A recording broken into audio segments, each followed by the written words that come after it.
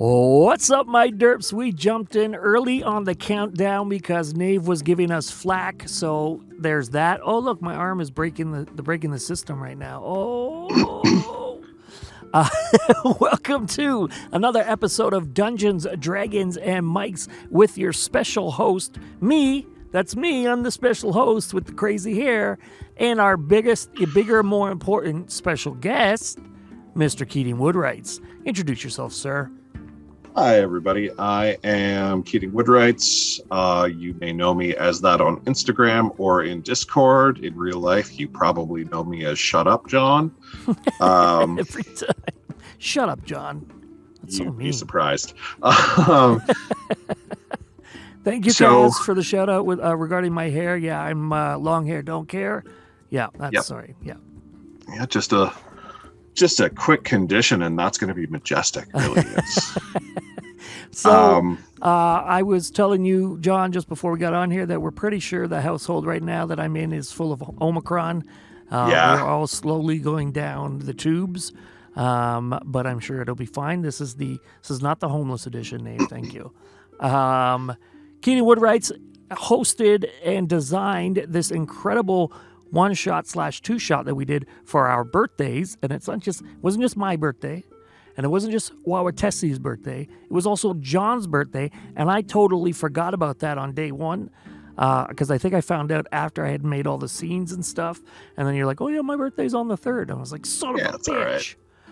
It's all right. That's okay. You're old now, John. How's it feel? It feels one better than you. Okay, so that's how tonight's going to go. Is that what you're saying? I don't know. We're gonna get started early with the trolling. I got it. Probably just carryover, right? So we, in fact, I think a lot of the people who are in chat right now were here for that event. It was an incredible event that we did for our birthdays, and we fundraised for a little-known not-for-profit foundation local to us here called Lovesick Lake Native Women's Association, which we ended up raising. Well, we're going to add some of our own stuff into it, but in total, just over $100. Wow. Yeah, so that's awesome. We're really excited about that. I mean, it seems small, but it's also like every little bit helps. So we're going to present them with a check ASAP. Now, unfortunately, we have COVID, so I don't think we're going anywhere personally. Next week. Yeah, you know. And you know what? It's nice too because we can do something nice while doing something that we would probably have done anyway, right? So exactly. I love that. It's not, yeah. So you, for those that didn't see it, you wrote this one shot and you got stuck with 5 players. I wouldn't say stuck. 2 of which were fairly new to the game. One was like basically brand new to the game, and the other one was fairly new, who was Nave009, who's in the chat. Uncle Landon was basically brand new. He claims that he played in high school, but from the fact that he didn't do any previous research, I'm pretty sure he never played before. You know what? I gotta say, I've played with a lot of people in a lot of different skill levels, and both did really well. I mean, it was kind of clear that Landon was, rusty. Yes. At best, I guess. But no, with Nave, you couldn't really tell. He's pretty good at being paranoid. Well, and I'm pretty good at making people paranoid, I guess. Oh my God, so. we will jump into that later. Put a pin in that one for now, because woo. And then of course we had Mr. Chris Mcneely himself, straight out of the hospital, come and join us. I think he'd been home only a couple days after not being home for most of the year, which was super exciting for us. Like I honest to God, was so surprised he said yes, he would do it. I invited him and wasn't sure where he was at physically. For those that don't know, he got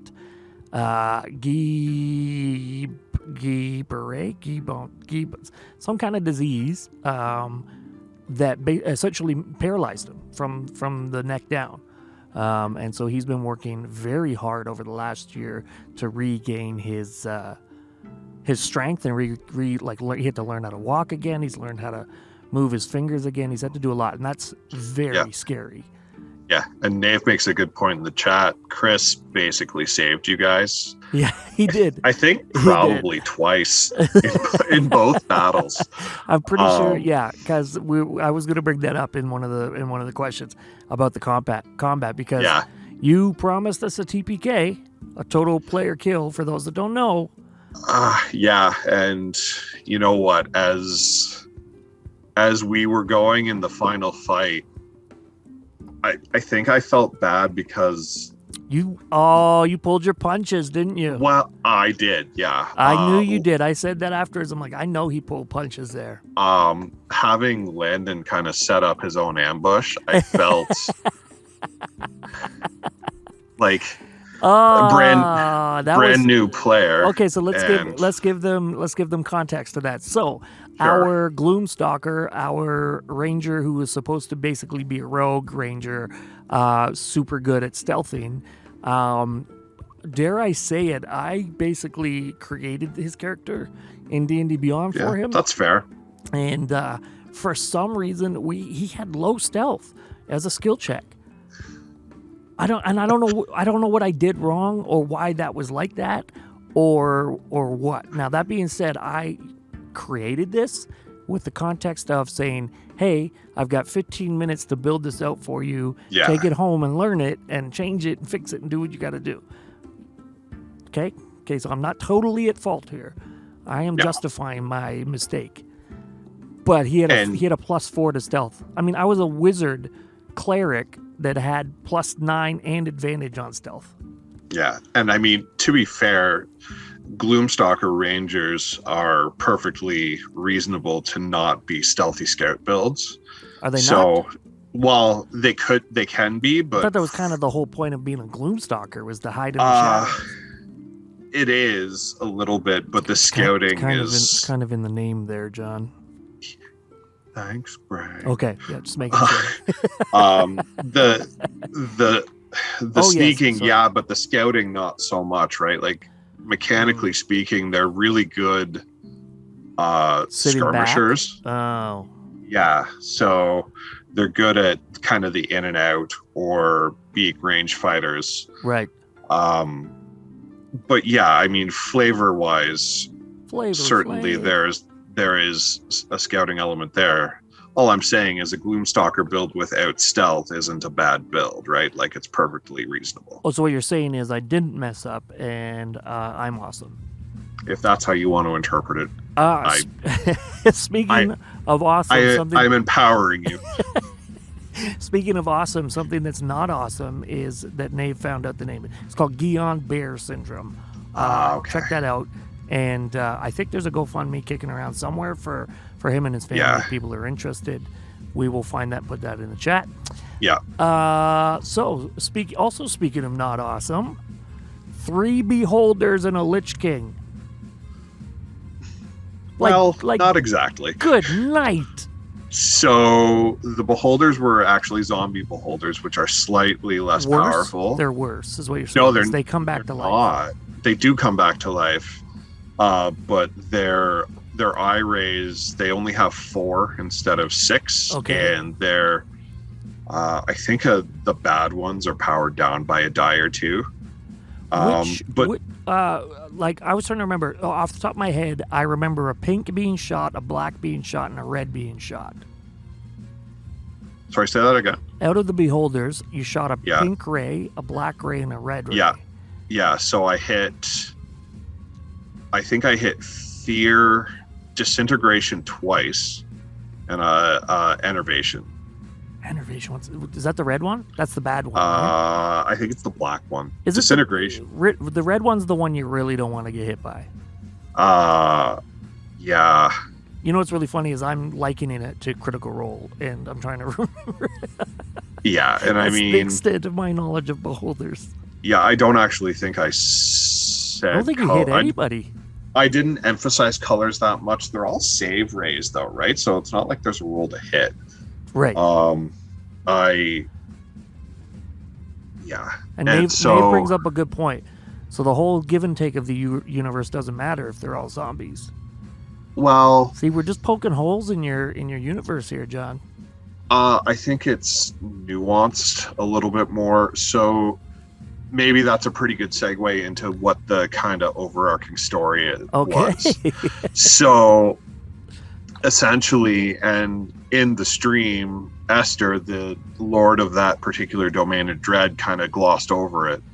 Essentially, the Cole's Notes version, for anybody who didn't catch the stream, is that the party was in one of the domains that are part of the domains of dread, or Ravenloft. And the particular one they were in, the theme of it was all about giving and taking. But what was happening is that there was a little bit of mind flayer stuff in there too. So the way mind flayers reproduce is... A little bit is an interesting adjective there. Lore. I mean, the things you fought were mind flayers. Yes. Like, let's yeah. But lore-wise, what happens with mind flayers, the way they reproduce, is they stick tadpoles into other humanoid things, and then they turn them into mind flayers. And every so often... Tell me about it. Yeah, the way mind flayer hives spread is that every so often one of those mind flayers doesn't become an illithid. It becomes and I'm going to say this wrong, a eulitharid. Sure.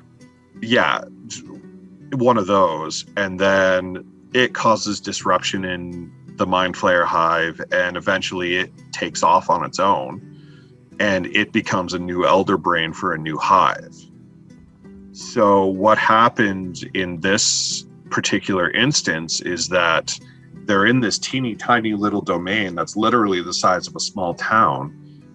The go off to start a new hive basically went down the other way in the 3-tunnel sewer. And so then what happened is that one of the mind flayers in the new hive achieved lichdom. And that just, it threw everything off, right? So, and Nave's kind of right, the whole give and take of the universe, it's not that it didn't matter, it's that it was out of balance.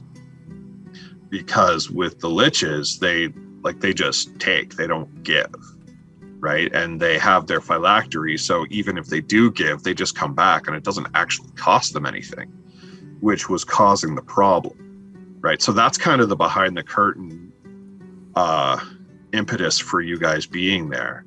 Even the domains of dread need their rules, right?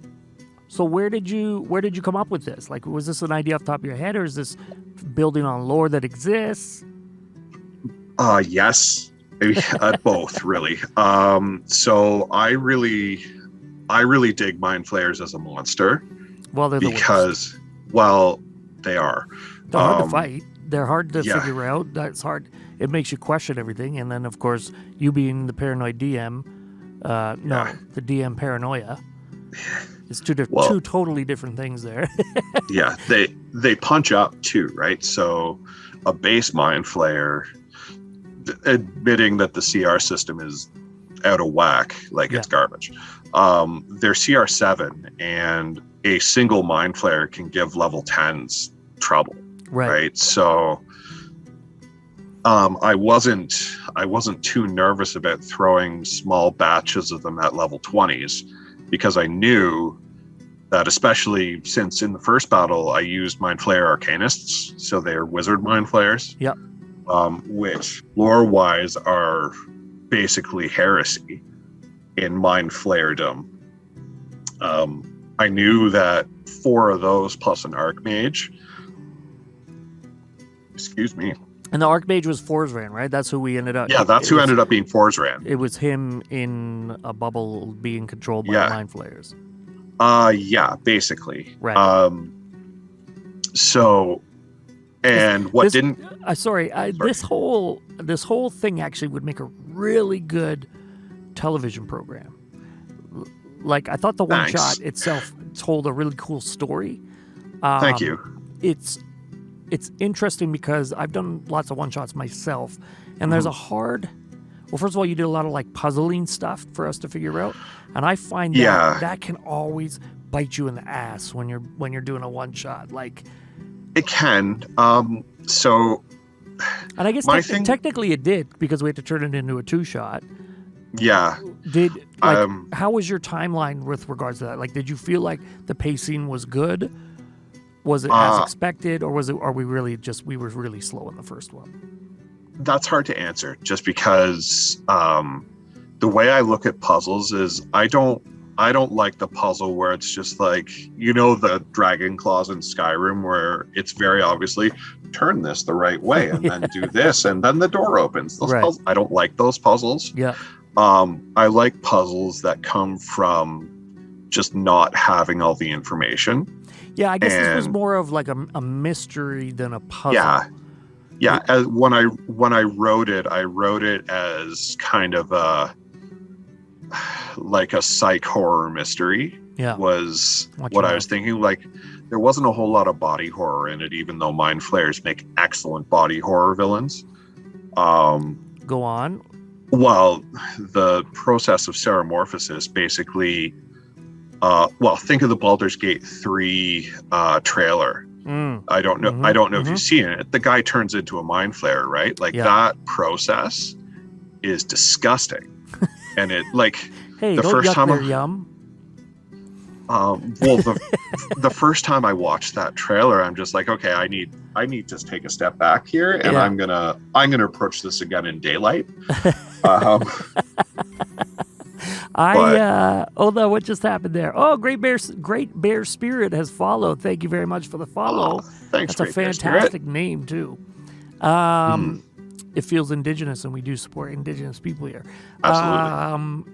The Baldur's Gate, actually, I was kind of going to throw a random segue there, but there's a lot of people in our community that have been playing Baldur's Gate 3, and I bought it when it first came out on pre-order or whatever, and I just bought into the hype. I was like, this looks awesome, and I bought it, and I didn't even realize that it wasn't done, and it was just beta. Yeah. And I know me, like, I don't have enough time to go and play a game and then play it again and play it again. So I've, like, left it, and I keep seeing, like DM Shanks has been streaming it. Carnal Juzrath, is that yep. Has been playing That's how I'm pronouncing it. Yeah, as some other people have been playing it. Actually, he might have been playing Pathfinder, which I watched for a while, which is great. Also a great game. And I'm like, spoilers. There's too many spoilers. Like, I'm so excited about playing that. Yeah.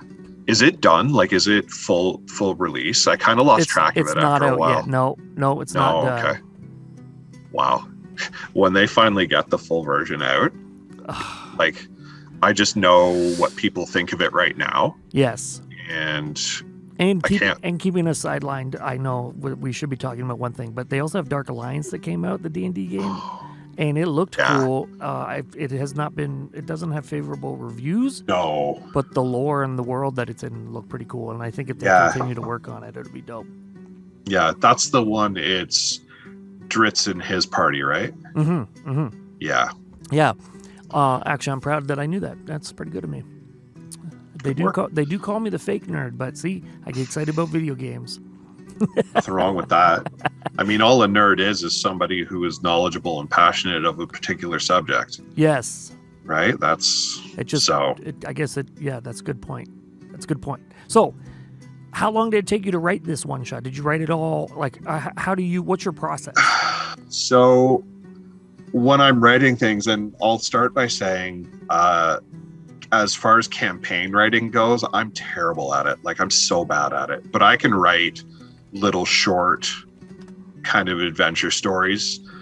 With this one, I've had this story kind of in my head when Fizzband came out, the dragon book that Wizards just released, and the Elderbrain dragon was one of the monsters. Yeah.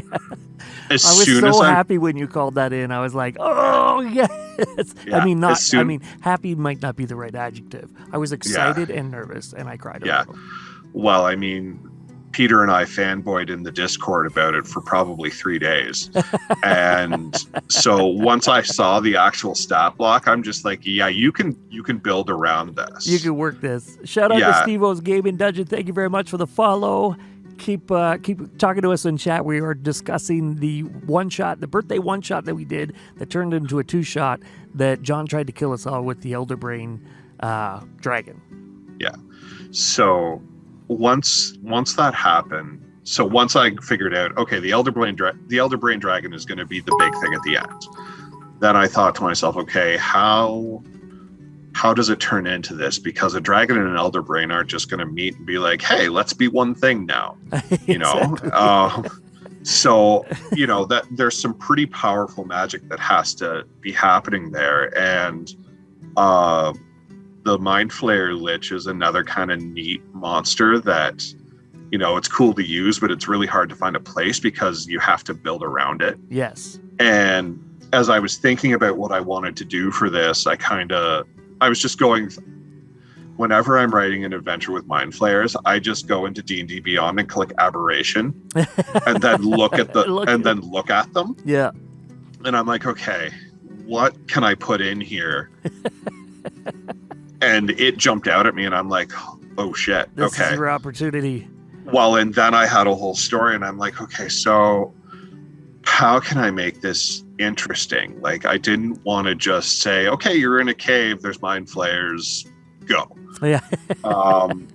And I had it. And then you ran the whole story around that mystery of like, why are we here and how do we get out, right? Well, exactly. And to be honest, I'm a big Doctor Who fan. Okay. And so the idea in that show is that sometimes the TARDIS, his phone box, it doesn't go where he wants, it goes where he's needed, right? Or she, I guess, currently. And I really like that idea, especially with level 20 characters who are, in all honesty, you're pretty powerful, right? Like, there's not a whole lot that can say, We have to talk to that, though, right? Sure. Yes, they are very powerful, but you've got a lot of newbies playing that don't know how to really get the full breadth? Is that the right word? Yeah. Of that. Breadth, yeah. Of that whole, of the actual power that can come from with it. You know, jumping into a level 20 as opposed to leveling up to a level 20 is two different things. We kind of... It's totally different game. Yeah. And so to really strategize and prepare correctly, it becomes a challenge at level 20. Honestly, it's fun. But when you prefaced this episode or this one shot that, like, you said you were going to kill us, and being the John bot that we know you are, we're like, oh God, we got to be prepared. And we were all panicked before it even started. That's really funny because that's what you wanted. Well, it's a little bit what I wanted. I mean, there's a reason that I named the campaign for Greg's birthday. I got him paranoia, right? Or whatever I called it. Best wanted you to ever. Yeah, I wanted you to go in thinking, okay, this isn't going to be straightforward.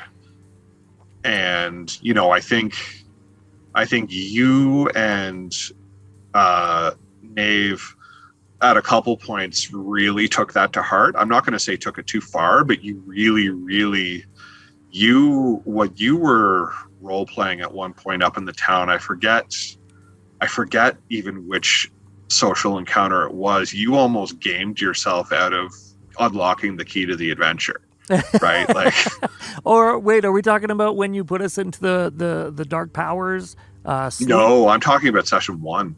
Oh, yeah. So it might have been when you were talking to Bernard the guard, or it might have been in the morning in the tavern. I forget which one, but like you particularly had yourself going in circles. Yeah. And you were so close to just saying the one sentence that you needed to get to the next stage. And you kind of convinced yourself that was a trap. Was it what I really wanted to do desperately the whole time was launch that fortress. Now, see, if I liken it to what I used and Dave could attest to this. The first campaign I ever played, I was playing a bard, and I was basically playing Griorn, and this was like the first iteration, and I had Leomund's tiny hut.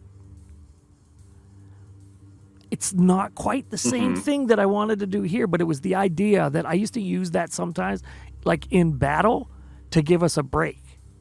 So I wanted to launch Fortress because I knew me, the person, and me, the player, because my player was very intelligent as a wizard, very smart, understood we were being mind controlled. Like there was something going on, and I wanted to understand it better and get a reprieve from the magic. And I wanted to cast friggin' Mighty Fortress or whatever it was. And, and it was just too damn big for the area. And you know what? Now that you're describing that, that's actually what I was thinking about, because you were wrong. You weren't being It wouldn't have worked? Okay. No, you would have had the same. But no, like what you wanted at the end, to you do said was you wanted to get Bernard. Sorry, go ahead. Sorry. So I think what you were thinking is that Bernard was under some mind control. So you wanted him in the fortress to see what he was really going to say. Oh, no. And the reality was he wasn't. Like, I wanted us. Bernard was supposed to be like the parent. So I think we're having a delay. I wanted us in the castle to break the mind control over us. That's where my brain was at. That's what I was thinking, that if I could get into because the castle went to a different plane, right? And you had mentioned before the game started that we were talking about plane jumping. Not like skydiving, but plane jumping. And so, so in my head, planeswalking, to use a magic term. Oh, thank you. See, they keep nerding me up. Yeah. See, Nave said we were being mind controlled to forget Forzran, and we were being. Ultimately, the story was that there were two competing. I'm not sure mind control is the right way to talk it. To like, you weren't being coerced into acting a certain way. But there was charmed? There was ambient psionic energy that was causing stuff, right? Okay. I guess maybe charmed. Yeah. Foreskin. Thanks, Wawatessi. Yeah. You're very helpful in adding into the chat. Speaking of Wawatessi, I'm also continuing to wear the orange and drink from the orange cup. How did that make you feel? How did it make the other players at the table feel when Amanda and I decided to troll each other throughout the day by playing each other's characters / IRL personalities? How did it make me feel? Yes. Well, I mean, I love that you're choosing as much as it was a serious story. I knew it was going to be a little bit of a meme game, right? Like, I think the way I described it was casual gaslighting with some sort of jokey thing, right? So when I knew you were playing each other, I'm just like, all right, they need to put up a disclaimer that I'm not a marriage counselor or a couples counselor, first thing. And I think both of you were being lighthearted enough about it. Yeah, for sure. That, like, it didn't matter. You know what I mean? Like, knowing the two of you as people outside of a game, like, I got the jokes, but good. I don't think it disrupted the game. Honestly, if that's kind of what you're getting at. I was pretty impressed with Wawatessi's Griorn impressions, quite frankly. Well, Griorn is basically Greg. But she dropped just that. Slightly shorter. Yeah, just significantly shorter. So I do have a random question. Who owned the loot in the Saucy Bossy Tavern? So the loot in the Saucy Bossy Tavern actually belonged to a bard that used to live in the town, who was one of the ones who got abducted, and they forgot about him. Oh, okay. Yeah. Well, because they forget about everybody after they disappear. Right, but what was their name? What was their name? I had it written down. Oh, I just making sure. I don't remember, but they did have a name. It was not Griorn, no. No, Greg's Town was my this is for Greg Easter egg, right? I don't think you would have been very happy if I was like, yeah, there used to be a bard named Griorn. He's dead. He's dead. Oh, no. Okay, keeping you on your heels. Like, I guess that gives Peter... Sure. Keeping you on your heels. Which item of the 25 was your favorite on the menu? Mozzarella sticks. I knew it. I was going to go that way, too. Can't go around with the mozzo sticks. There's nothing better than melted fried cheese, and I will fight anybody who says different. Perfect. We kind of touched on this one already. We were discussing sort of the balance between the new players in a level 20 campaign, and like from your DM's perspective, when you were writing it, did you have to consider that fact? Because I'm not sure that you knew everybody who was playing exactly. You kind of just went. I didn't know anybody who was playing really, except for you and Amanda. Like, I knew Nave as a username in the Discord, right? But other than that, like, and also a 15 I don't think Landon's active online. Yeah. Yeah. No, Uncle Landon is not online. No, and like Chris, because of what we talked about earlier, he's not exactly the most present person, obviously. Yeah. Right? Like, so I kind of I wrote it as if it was a campaign that I would only have to change the combats to make it a level 1 game. That makes sense. I think that's how you have to write kind of everything. That's how I approach all of it. Anytime I've DM'd, it's mostly the combat that you change up to fit the level of the group or what the style of group, right? Like, yeah, well, that's a big part of it, right? Like, if you have a group that's going to be heavy into role playing, you can do that. You can say, okay, I'm going to write this game, and then I'll plug and play whatever encounters appropriate. Right. But if you have a real hack and slash group, you've got to write around that, right? So, and I'll be totally upfront, I would consider myself a not bad DM, right? Like, I do one shots, I think, John, somewhat proficiently, but as far as writing a campaign, thank you, I appreciate that. But like, if I was trying to do what Peter's doing with you guys now, it would be a crash and burn situation. Like, it wouldn't be good. Yeah, it's certainly. Well, I mean, I don't know if I agree with myself. Yeah, I don't know if I agree with you, John. But just based on the way that you could write the mystery behind this, that tells a lot about your storytelling. But I also understand what you're saying. Okay. Like a campaign is significantly different than a one-shot, which was kind of my concern, that I knew that we needed to get to combat. I knew that we needed to push forward. If this was a campaign, I might not have ever even gotten into that place, because when we started out, we started out by you explaining that there was glowing eyes and people watching us, and like we were in the Dirtwood Tavern at one point, and then all of a sudden we're in a forest, and it was like, no, something's going on here. Like, I don't like this. Let's find an exit and start exploring. But I knew that that's counterintuitive to a one shot. The one shot, you got to be a little bit railroaded, right? You got to go in. And I mean, I'm not going to say that I railroaded, but the glowing eyes that were first in the forest, they were mind flayers. Oh, were they? you would have ended up in that sewer no matter what. It was just a question of whether you got there of your own volition, or if I nudged you along with mind flayers. So, okay, but that's an experience. I kind of... Like, that's... You as a DM have the experience to know how to move people along in a way that isn't necessarily railroading, but it's pushing the story along. Sometimes you got to push and shove to get people to do what you need them to do. But do it in a way that doesn't make them feel like there's only one way to get there.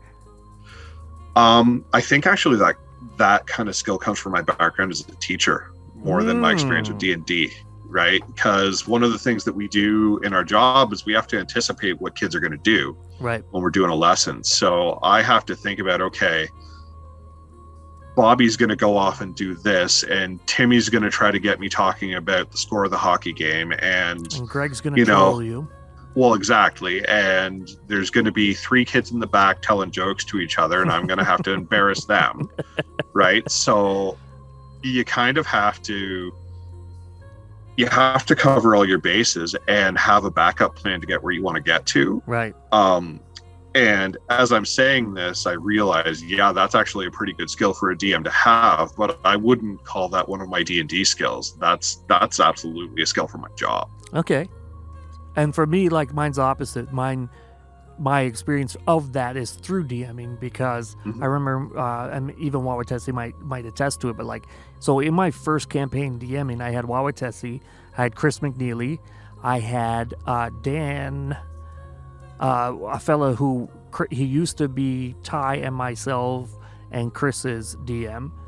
Sure, yeah. And who else did I have? Oh, my buddy Omar, who we were discussing earlier. Right. And that was something that I found very challenging as a DM, was how do I get them where I want to get them without making them feel like I'm just pushing them down a hole. And that's an actual skill. Like, I think that's yeah. For me, that's the most nerve-wracking situation of being a DM. I know other DMs are like, oh, combat's the worst, or oh, this is the worst. For me, it was trying to be on my toes through those conversations. And then I guess the biggest issue was I was dropping a lot of hints that weren't being picked up throughout the campaign. And I was deep diving these stories, and I was putting fingers out that there was a huge world that they weren't. I was doing the breadcrumbs or the threads, and they weren't pulling the threads. And I didn't know how to get them to do it. And I think that's what you're saying, is like that's a skill that you've learned through school. For me, I learned that skill through experience, and like just doing it with people and learning. Because like early on I was like, are you ever gonna read that damn book I gave you like 3 months ago? Yeah. Well, and one of the things I like to do is, well, not that I like to do, but I always go into situations like that being perfectly fine with them never doing that. You know what I mean? Like I try to have a few irons in the fire. Like even with you guys, when you were experimenting with the mist, like I was ready for that. I knew that the first thing that somebody would try to do is be like, okay, well, we came in this way, let's just go back out that way and see what happens. Right? Like stands to reason. Yep. Yeah. If that's how we got in, that's how we can get out. So I was ready for that. And like I was ready for you guys to talk to Esther, and like I was ready for a lot of things. The exchange you guys had with Bernard the Guard, which was I'm going to be honest, that was my favorite part of the whole 7 hours or whatever. Killing the lady, it was. just sending Chris's character Jason Voorhees to go and like kill the lady. Yeah. Yeah. And then the guard coming. Yeah, like I'm not going to say I wasn't ready for it, because when I saw Chris's character concept, I'm like, oh, he's going to kill something. And honestly, may I interject? Like honestly, I was at the point of like, we had tried so many other things to understand what was going on. For me, this was just the next step of figuring out what's happening. Oh yeah, for sure. And trying to keep your story progressing. Yeah.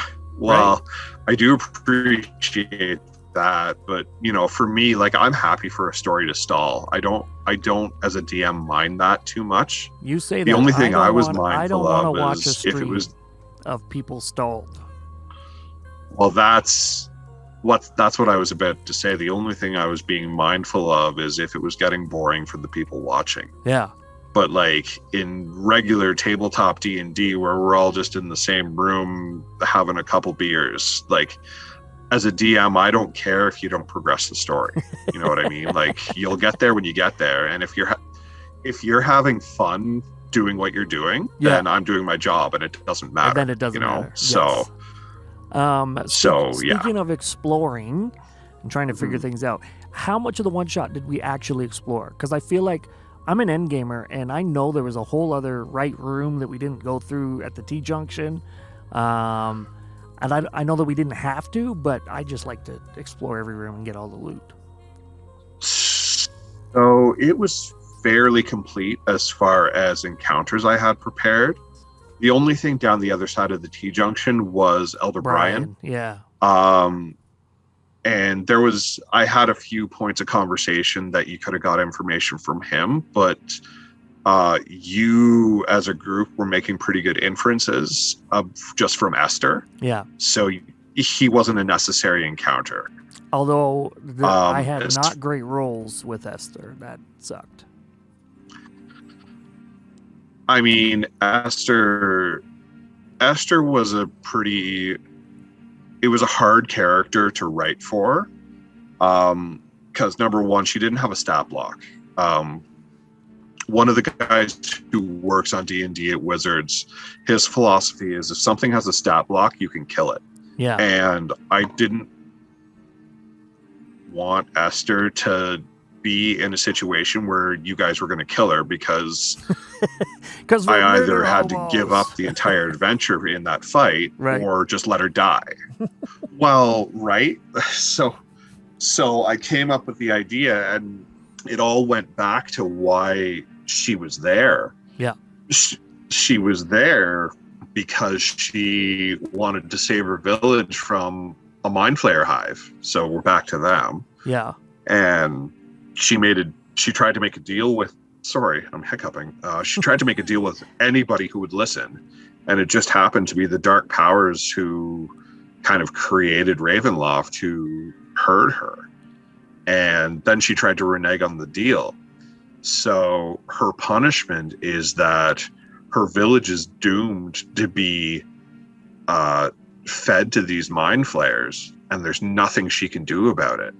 Oh. But it's also pretty easy to just be like, this is right. Oh, so her punishment was watching all the people get taken away. Okay, so I imagined that wrong. So we weren't necessarily on a different plane. We were within the mind flayers controlled area of this woman's town. You were technically in the Shadowfell. Okay. So it was, so think of it like a demi-plane. Right. And Nave, I see your question, just I want to finish this before I get to that, because that's a really good question. Dave asked if we could have helped Esther more. Right. So I'll address that in a second. So the way the Domains of Dread work is that they're a little piece of the Shadowfell, but it's totally closed off, right? It's completely self-contained. And this domain happened to be just a teeny tiny one the size of a small town, right? Like if you look at Curse of Strahd, the published adventure, it takes place on a similar plane, but it's the size of a small country. Right. Right? Like there's 2 or 3 fairly large towns in it, plus the castle where Strahd lives. So it's much bigger in this case. This one just happened to be small. And when I said in the game that she's the warden in her own prison, Esther is in charge of the plane. Like she has kind of power to direct the plane, but on the other hand, she's a prisoner in the plane. It's her prison, right? So there was that's getting back to the point of the question. Dealing with Esther, I had it so that she couldn't hurt you. Like she couldn't really act directly to save herself or her villagers or anything. Right. But in order for her to actually experience her punishment, she's immortal and invulnerable, right? Like you couldn't hurt her either.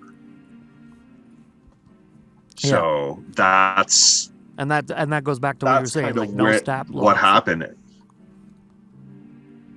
Yeah, she didn't have a stat block, so there was no way to have combat with her because you just couldn't.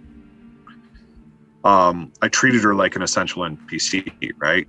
Like, you know, in the games where the NPCs are essential, no matter what you do to them, they're there and they play their role. Right. But to get back to Nave's question, no, you actually couldn't help her more.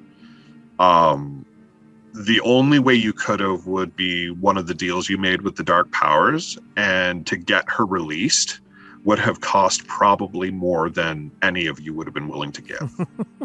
I don't know what that is. So that brings okay. So now I have 2 questions or 2 things two story forks I want to go down.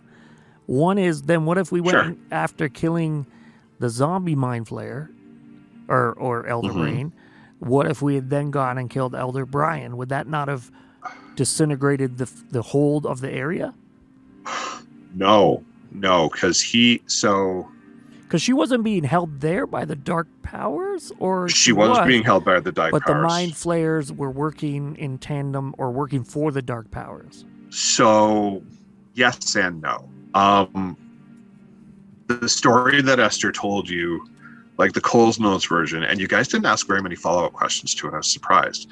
Because usually you're asking for 25 menu items, but we only ask good questions when we're trolling you. Yeah, I know.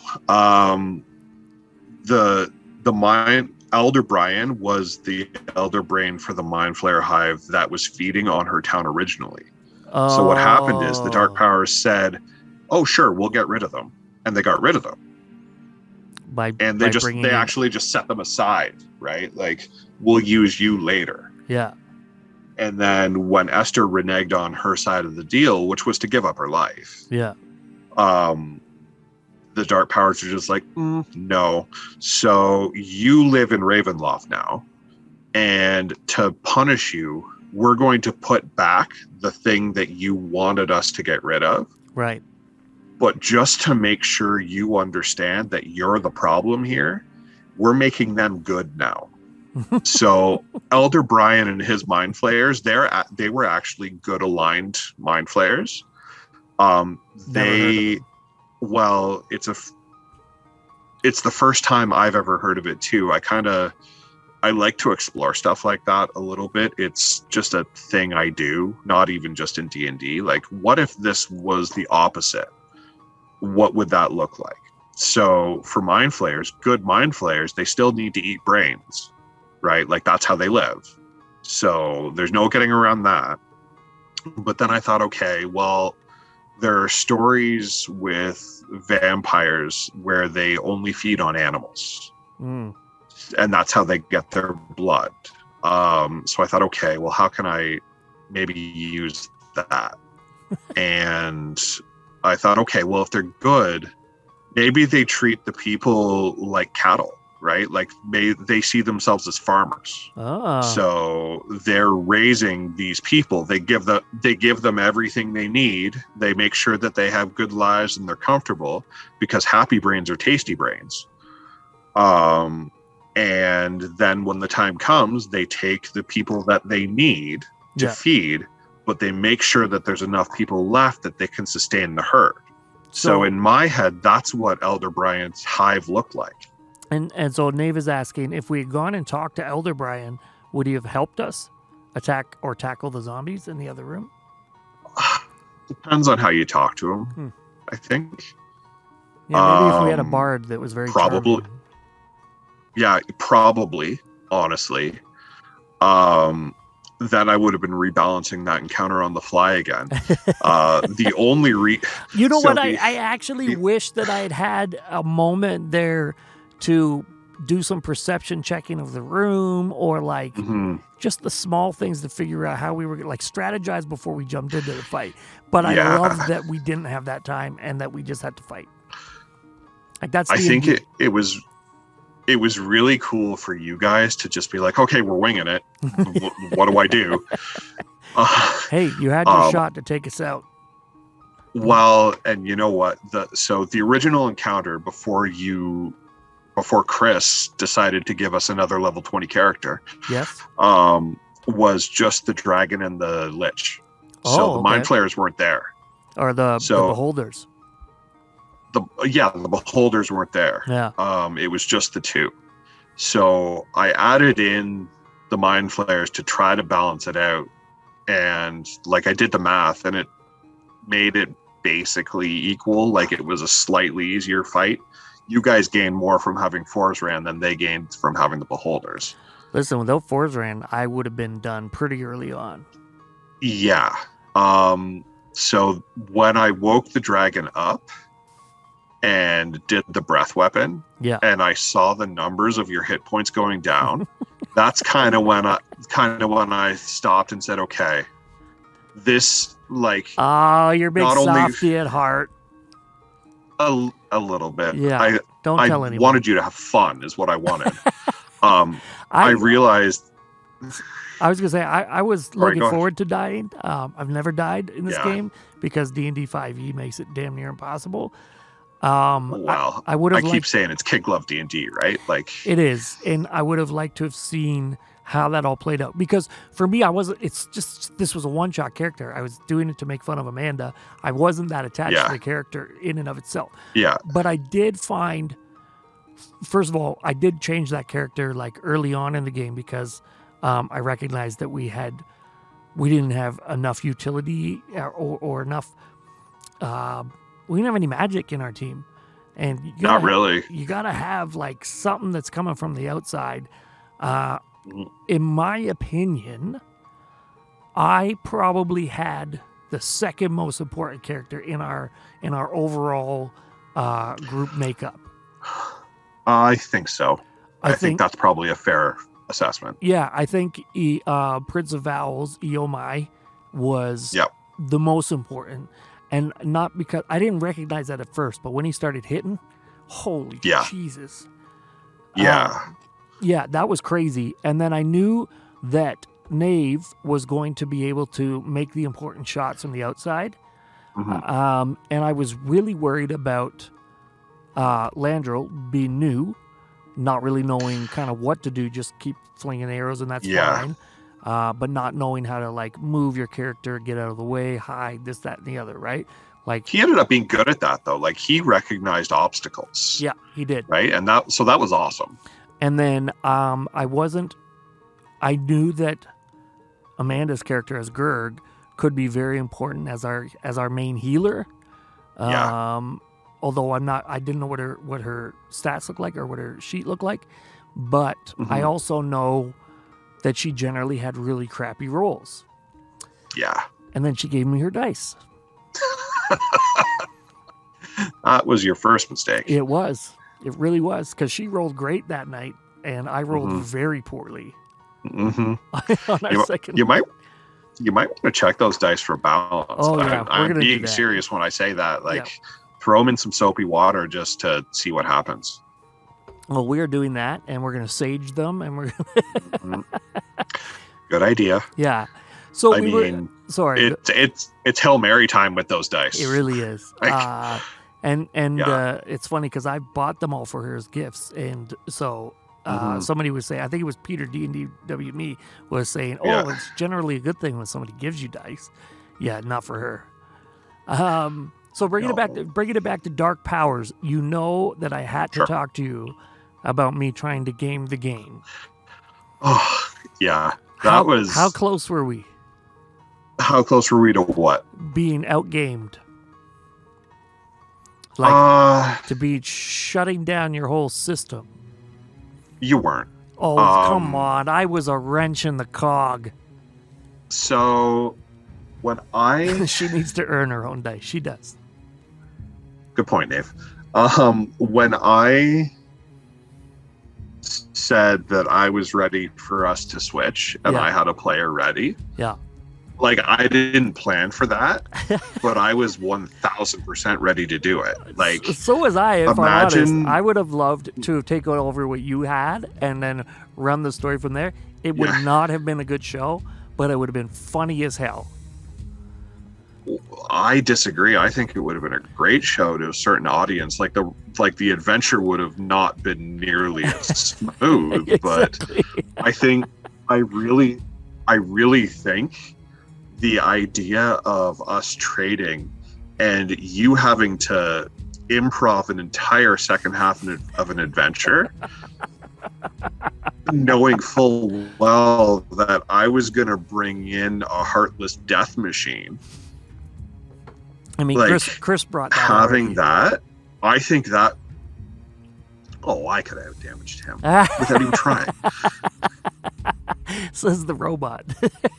Well, you know what my burst damage looks like sometimes, it's right? True. Like, it's true. Without criticaling, the character that I was bringing in could hit 190 without really breaking a sweat. Good night. It's one of those ones you made me look at too, isn't it? It's the Warforged that I made. Oh, the Warforged. Yeah. And let's take half a step back here. Made is a pretty strong term. I believe somebody typed in this thread in all caps. Well, why aren't you showing me? I have no idea what let's you're cool it on made here. We have to encourage those around us to do the things they like. So that's true. That's what I'm here for. I'm absolutely. a consummate cheerleader. You're a consummate enabler. Yeah, exactly. What's up, LVLV? Thank you for joining us. Hey, LV. So if yes, I thought I had worked pretty hard at figuring out a way, or at least to throw you off balance with requesting to have the dark powers. And I was trying to understand the hierarchy of it. And I was asking questions to get behind that, because I know wish is the idea of the request of a wish, which is essentially what we were doing. Essentially. Yeah, it can be very tricky, right? Like. Yeah.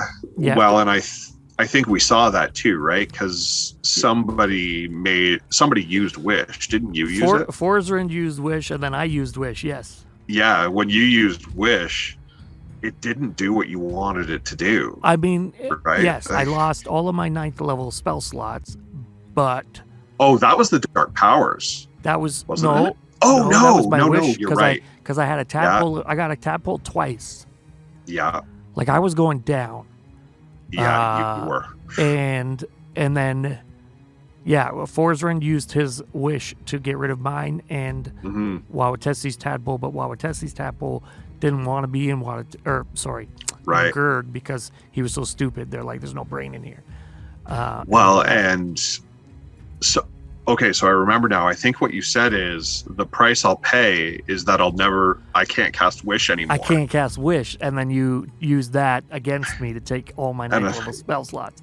And I'm just like, hey, which realistically, you know what means you can't cast wish if you don't have the spell slots. I knew that so in my head, the strategy was, okay, that's fine, because we're right about to kill everything. And I had already, using my 9th level spell slot. Yeah. But going forward, see, at the end of it, you said, I want you guys to keep your characters and we'll use them in something else. Yeah. Now I'm screwed. Yeah. A little bit, yeah. And I mean, that's I kind of view that the same way as Griorn being turned to stone, right? Like that's a really big obstacle that now you have something to overcome. Yeah. Right? Like that's a pretty cool story thing. Cool to you. Now I got a Sunday session. I'm gonna sit there and say nothing. Can you believe that? No. Like, yeah, I know Amanda got retired. Oh, perfect. Done. It's in the lore. It's canon now.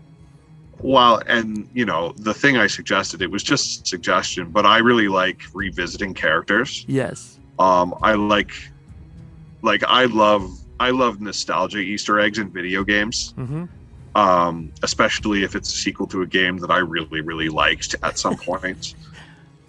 So I like callbacks, and having your character be like your in-game avatar almost, right? Yeah. Like when I play, this is who I play.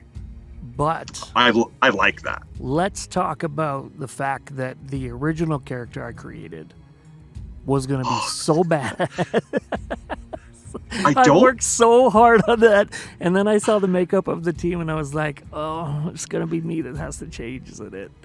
Damn it!" You know what? I don't think that character would have actually been bad. It would have been complicated. I think it would have been. I think that it would have been heavy hitting. Like you talked about 190. I think we were up there with that. Yeah, we I think we had talked about some of the math on it. And we were talking 7 to 11 hits on like one rotation or something like that. It was crazy. Yeah, like your setup rounds were kind of meh, but I think with that character, your round 3 was basically a knockout. Would have been great. Yeah. So okay, would have been. Outside of that, we're talking dark powers. I have a question for you. If you were given the opportunity to have immense power, what would you ask for, and what would you be willing to give in return? This is IRL. This is a John question. Jeez. We're getting deep. I don't know. That's really hard. And I say that it's hard because I try really hard not to be super ambitious as far as things that I want. You know what I mean? Yeah. So I'm sure there's an answer to that question. I don't know what it is. And as far as giving something up, it could be having the power of Matt Mercer. You know what? Colville. I will say it. Okay, yeah. Matt Colville, I think, is so.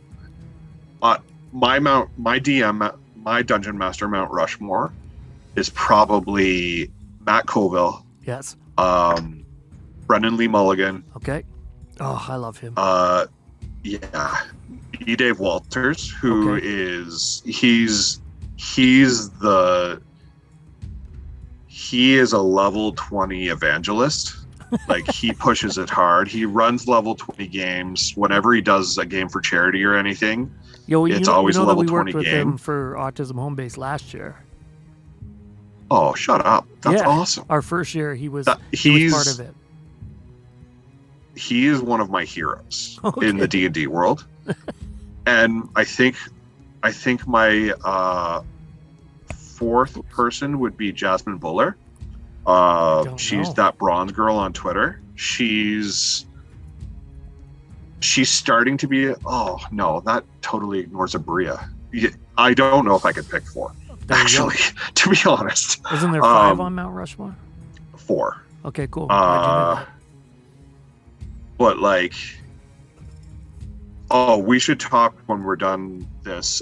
D&D Beyond just did a 6-part stream. Jasmine Buller's the DM. Abria Iyengar's playing, and so is Brendan Lee Mulligan. Into it. That's probably 3 top 10 all-time DMs. There you go. At one table, right? Like, and it was so good. Okay, so anyway, do you like DMing over playing both equally, or what's your balance? No. I am a player first. For sure. Okay. Yeah, like I say, I think I am a DM that's approaching competence, but as a player, you don't give yourself enough credit, John. And also, I want to add in compared here to my skills as a player, though. I guess I've only ever seen you play as Roan Turtle Shell or whatever. True. Splinter Shell, which was the worst ever to DM because you just stopped all time and wrecked my character. But as you should, that's the point of a one-shot, right? Yeah. I find it interesting that you say that because your sense of mystery, storytelling, and overall ability to manage your language and your words around the roll of the dice and the questions coming at you make you a strong DM. Well, thank you. You're welcome. I think, like, there's no denying that as far as mechanic go, I'm pretty strong, right? Like, that's the part of D&D that I like. Yes. And I think that's what I was just about to say. As a player, I would say that I'm an expert player, as a function of time, if anything. But I think I like to DM, but I also get bored with it because the role of the DM isn't to do the things that I like about D&D, right? Like, the things that I like about D&D, and we've talked about this in Discord and on stream before, I like making death machines. Like, I like picking up. You're a min-maxer's min-maxer. Yeah. That's like not even optimizing. a fair thing to say. That's not a fair thing to say because you're the one that brought up the Stormwind fallacy to me, and I think you play with that notion as true to your character and the way that you build things. Yes, you min-max. Yeah. But you also role played, and min-maxing doesn't mean that you can't play your character. It means that you understand it's a game that you're playing, and then you play within the world being presented to you. Yeah. Is that quickly summarizing the Storm and Fallacy there? I think that's probably a pretty good summary of it. Yeah. But as far as what I like about D&D, I like the numbers, like the story and stuff. That's, if it wasn't there, you are a math teacher. don't know if I would miss it. Yeah. Really? Right. Like that's what I like. Really? It's true. I find that astonishing because you do play your roles very well. Like in your character creation process, from what I've seen and what we've talked about, you think about how the strategy fits a storyline. Well, it does actually in the chat. I'm so sorry. She got me. Better retire. That I don't know if I should be flattered or hurt. No, I think she was talking about Amanda being retired. Oh, he better retire. Got him. Oh. I think that's probably a co-retirement with Gerg. It's kind of both or none. Exactly. Just not that I want to insert myself in this domestic dispute. Yeah. But if we're just if we're talking total numbers here, she has played Gerg 3 or 4 times, and I've played Amanda once. Yeah, I think you owe Greg a couple playings of Amanda. But to get back on track, you were saying that I can fit the numbers in the story, and the way I think about it is actually the opposite. I create mechanically the character I want. Yes. And then based on what I know about where I'm going to be playing, I'll make a few connections, right? Well, I think that's what I was saying. I was insinuating that. Okay. Like you do the numbers, but you take the mechanics and try to fit it into the story to have it all make sense. Where I think the classic min-maxer is just there for the rolls and for the numbers and doesn't think about the overarching story. They're just there to kill things. Well, and I would be just as happy doing that, right? Like, but D&D is a team game, right? Like, so you gotta at some point put a limit on how much of a jerk you're going to be, and so when I do the story stuff, I'm playing ball basically. Like I don't want to be the main character at the table. Right. I don't like that. I like rolling lots of dice, and when we're in initiative, I like being the one who finishes the job. Right. But as far as other stuff, like I prefer a backseat role. Fair and enough. so I kind of approach character building with that in mind too. I wish I knew somebody that liked being the star of the show. I know a couple people, but so I'm gonna jump into Discord here and we'll filter through some of the questions there. I mean, the first one is very interesting. It says, "How is it that your channel manages to get all of the most attractive dungeon masters?" Whoever wrote that, thank you. Yeah, brilliant. I'm flattered. I'm putting the Discord link in the chat right now so people can access that and find out who wrote that. It's me. Coming back for the second half of this one shot, was there anything you needed to change or account for with regards to player actions and the players themselves? Yeah, Chris gave you another fucking wizard. That's a good point. So, and the reality is, I didn't change anything. I added a few things. Like when I first wrote it, I kind of wrote it thinking, okay, this is going to be some fun. When I run it, they're all going to be 3/4 to 150% drunk. So I'm just going to have a rollicking good time where I make them unhappy, and then they kill stuff and they'll be happy. I did warn you of that early on. Well, yeah, and that's kind of how I wrote it. But once we had time... Wait a second, that's what you think that drunk people can go through? There was a huge mystery there that I think we all bypassed in the first one. Well, I'm not saying I was nice about it. I was just... So fair. Between session 1 and session 2, I sat down and put a lot of thought into like I knew the skeleton of the story about why the place you were at existed, but I put that story into words. Right. So I wrote it down because I knew that you would probably go back and talk to Esther and you would have tons of questions. Yeah. And for any of her answers to make sense, you would have to understand why you were all there. I would like to point out that you did railroad us into going and talking to Esther. I did a little bit. I did. As I heard you say that, I just remembered that. Which made sense. I'm not. This wasn't a judgment. I just remembered you were like, if you went back to the tavern, it'd be the same thing. I was like, oh, okay. I didn't think about it at the time, but now that I'm hearing, I'm like, wait a minute.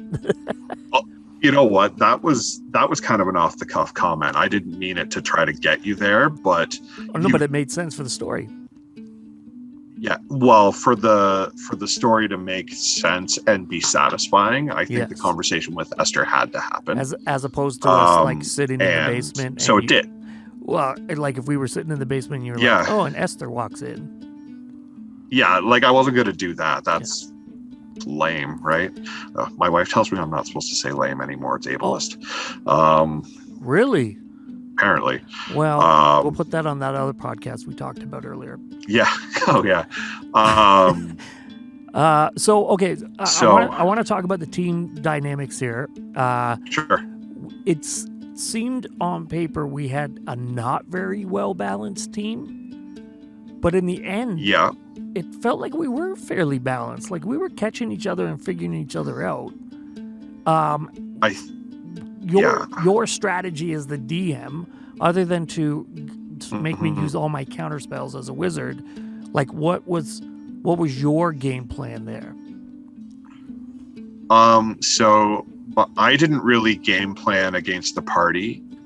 I game planned based on what I thought Mind Flayers would do.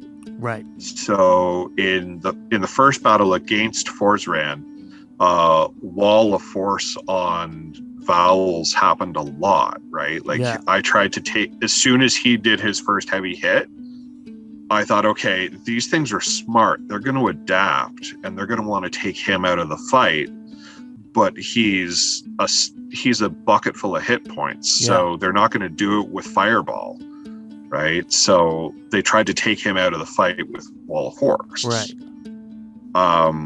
So I didn't strategize against the party makeup, really. I strategized as I thought Mind Flayers would do. Yeah. Yeah, and one of the things, like, I tend to run Mind Flayer games, like probably three of the last 4 times I DM'd, it was Mind Flayers. Oh. I like running them because they're smart and they're probably smarter than I am. So it's a challenge for me to think, okay, it takes me 10 minutes to come up with a good idea that they would come up with in 6 seconds. So let's do that. What you're saying is that you really get into the mind of the Flayer. I try to. But like I said, that needs to be clipped. I'm sorry. No, I'm no selling that. That's like I say, they're smart. Mind Flayers are probably smarter than I am. Yeah. Right. Yeah. So it's fun for me to do that, and that's kind of why I'm an optimizer too. I like the challenge of it. Mm-hmm. Like I love it when DMs throw what they consider unwinnable situations at me, because it gives me a chance to try to win. To right? be creative. Like, yeah. Like there's only so many times you can play a paladin and go, "Durr, I hit it. Smite."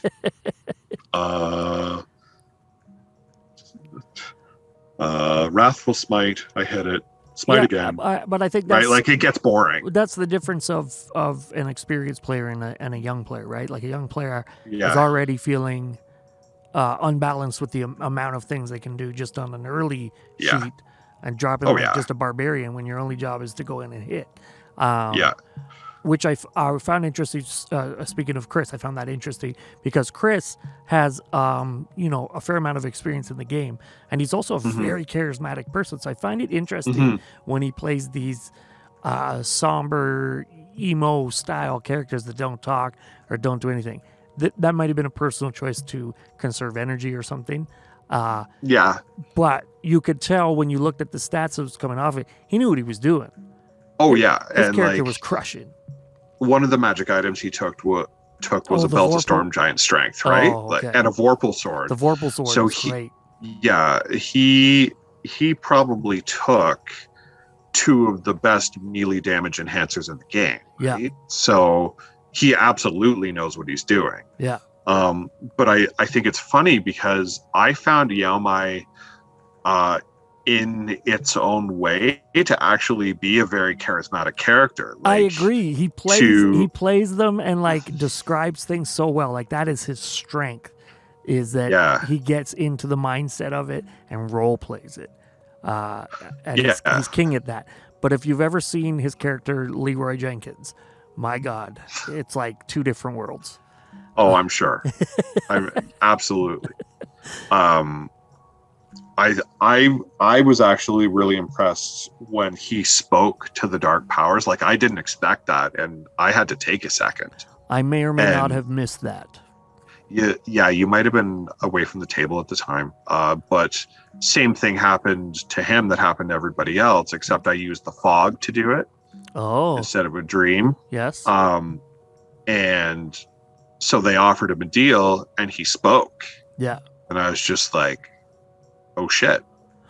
I didn't expect him to say anything. I don't know what to do with this now. I had it all built up in my head that it was going to be this huge challenge to communicate without him speaking, and then he just spoke, and I'm like, oh man, this character is super cool. Right? Just by saying one sentence. Yeah. It made the character for me as an observer, not just as the DM. And then Amanda's strength, or Wawatesi playing Gurg, I just thought she was incredible doing a caricature of me / Griorn. Now she says she was just playing Griorn, but doesn't understand that Griorn is very much like me as a human being. So. Well, I was going to say you're on record somewhere as saying that Griorn was very much based on. Like you sat at 11, right? He's my first character, and the habit of most people making their first character is very connected to who you are as a person. And so, definitely, there's a lot of me in Griorn. It's a lot of me playing at myself, like understanding who I am as a human being and how how I come across to people sometimes. So it's fun, but I thought, my God, she killed it. Like. There were moments in there. Yeah, there were some really good moments. And also for me to watch her, like, she plays, okay, so Wawatesi is very much kind of her in the social awkwardness. And now she's playing this character that forces her to come out and be loud and annoying. She loves it. Like, she finds it so freeing. And I know in other conversations that we've had where she's just like, I wish I could play Gurg all the time. Yeah, well... And for me, everything you're saying, absolutely true. Seeing Wawatesi act in such an outgoing manner was super cool to see. But the two of you as a pair, because you were basically satirizing each other, right? Yeah. And like seeing without the trying two to make you, the other person cry, Well, and that's kind of what I'm getting to as well. Seeing the two of you understand the little things about the other person, and then both of you just being okay with that. Like as soon as we stopped the stream, it was all laughs and giggles again, and that's awesome, right? Like seeing that, like that was really cool to watch, right? Like. Well, because that's a really risky proposition. Yeah, and I can speak to that as the resident butt of the joke. I often, part of my personality is I put myself out there to be made fun of. Oftentimes, I think I do that as a shield so no one else gets made fun of. I've got thick skin. The few times that I do get upset, I mean, you've had to have pushed me pretty far. Like I take a lot of shit from a lot of people all the time, and that's great. I laugh at it. I often say I'm like the Kevin Hart of our group. You know, like I'm honest in a joking way about egos and that kind of stuff. I think you're pretty even keel, right? Like yeah. And it's all just for fun. And I'm glad, like you said, I'm glad that we could all do that. And we know each other, obviously. So she knows that it's not going to hurt my feelings. And for the most part, I knew it wasn't going to hurt her feelings. Yeah. There's you gotta, and that's true of all tables. Anybody playing Dungeons and Dragons anywhere, you got to be mindful of that. And I know that I've personally stepped over the line in a few situations where I've satirized people and maybe... Well, it's going to happen, right? Like, nobody's perfect. Sure. And it's contextual at the end of the day. So anyway, you just got to be mindful of that. Absolutely. Sir, you gave us a very cool one-shot / two-shot. I love the mystery behind it. I think you are a very, very strong and knowledgeable DM, and that's what I appreciate about the whole situation was there was never a time where we had to jump in and say, well, I don't think that's right, or you know what I mean? Like, you're so knowledgeable in the game that there's just a complete confidence. Thank you. Yeah, that's really nice of you to say. And I think one of the things that I have always thought about this game is that, especially coming back to it, because I took 4th edition off basically. I don't know anything about it. Okay. I didn't play it. It wasn't because of the edition. I learned about it after. Is 4th edition the one where they're like you gotta have magic items, or is that 3.5? 3.5 was really magic item centric. 4th edition, I couldn't tell you, to be honest. It was just a stage of my life that I wasn't really playing. But when I came back during 5th edition, I kind of took stock and realized, hey, I've been playing this game for like decades, not years. Yeah.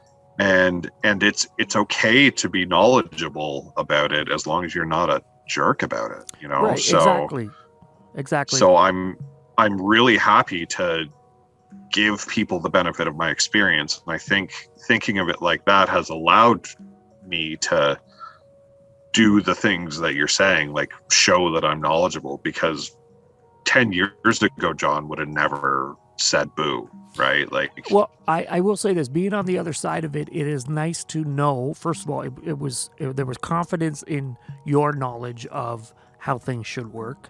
There was confidence in knowing that, like I like to think I have had a fair amount of experience with the game, but I know I don't have that much experience in the grand scheme of things. Right. That I could come to you like privately while I'm working on a character and say, what do you think of this? Or how's that? That feels good to have that, even for a one shot, which shouldn't matter that much.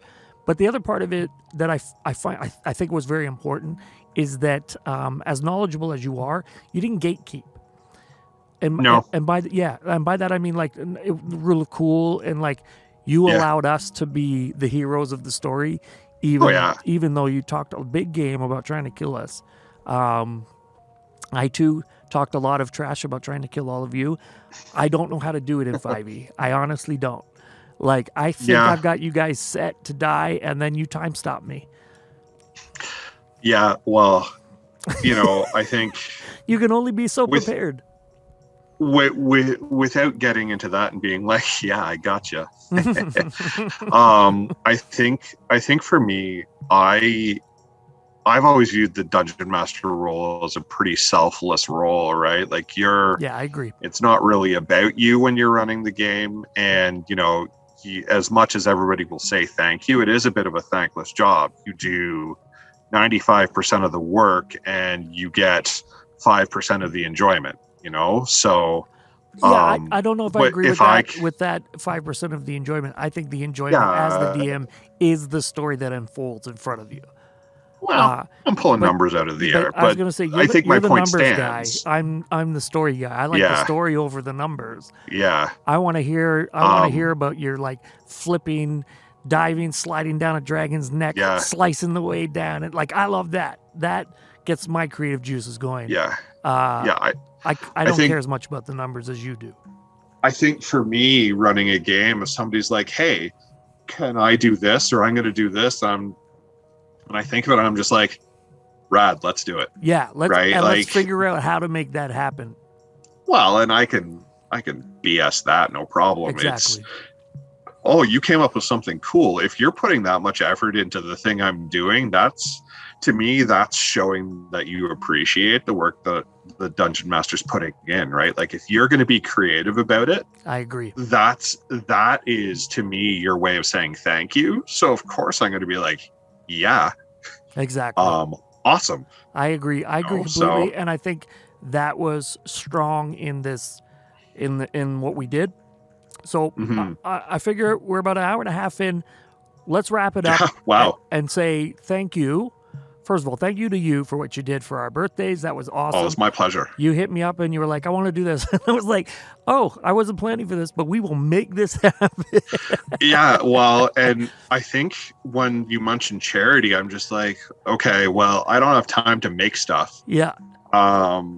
Which, I've done for you guys in the past. And, speaking of which, you need to, I meant to say that up front. You got a dice tray handy? Not one of my new models, no. Son of a gun. All right. Yeah, the only new models I have, I gave to you or sold. So, okay. That's a good thing. Good for me. Yes. Yeah. Anyway, what were you saying? Oh, well, you were wrapping up. Yeah. Yeah. And so, okay, first of all, at Keatingwood Writes, make sure you go and check all the socials there. John is kind of one of the best of us in the community. We are very active on the Discord if you want to check us out there. That seems to be the greatest and easiest way to communicate with us. Mm-hmm. We'll put the link in the chat again. Honestly, I'm just so thankful for how everything panned out. I thank you. I want to say thank you to your face, Ish, about coming back and saying like you really wanted to finish it. I appreciate that, and then getting on us to make it happen. A big shout out to Nave009, Wawa Tessie Plays, our Chris Mcneely, and Uncle Landon, who doesn't do the social media stuff, who joined us for those episodes. I couldn't be happier for me personally. I turned 40, so this was supposed to be my big 40th coming out party, and for me it's like, I have people who are like, that's what you want to do with your 40th? Yes, absolutely. Yeah. That's what I wanted to do. Sit at home with people I like and friends that I know. Thank you very much, Steve-O's Gaming Dungeon, for the biddies and the support and the follow. That's a lot of biddies. I keep seeing you. I see you there. That's awesome. Thanks, Steve-O's. As we wrap up, don't forget we will be live this Sunday for the DDnD show, the regular show, and then within the week, we hopefully will have Ty back to take over control of the DDnM show, the Dungeons, Dragons, and Mike show. Mm-hmm. We're doing this as an after show. This we just thought would be fun to go and dissect our crazy one shot, which I think turned out really well. Yeah, I was really happy with how it turned out. Me too. The story was hilarious. I went. The paranoia was fantastic. I'm glad that came through. I don't love the way I ran the combats, but you know what? I don't think it took away from the game. So that's a win. I knew you pulled your punches, but I appreciated it too because we were running on kind of long. Yeah, and seeing the level that some of the players were at, I thought, okay, time to. He means me. I was about to die. No, even as a crab. Oh yeah. I was trying to kill that crab. He was. All right, John. I'm gonna cut you off. We're gonna head over to Bardic Dice for the raid. Everybody, when we get over there, use your O crit signs, your Barclays with the 20s, and we'll send it over to them. They are an incredible group of people over there, and their Discord too. You should go and follow it. Awesome community. All right, John. Sure. Thank you very much once again. Thank you for having me. I had a good time. Me too, and we will see you all in the Discord. Bye-bye, guys. Bye.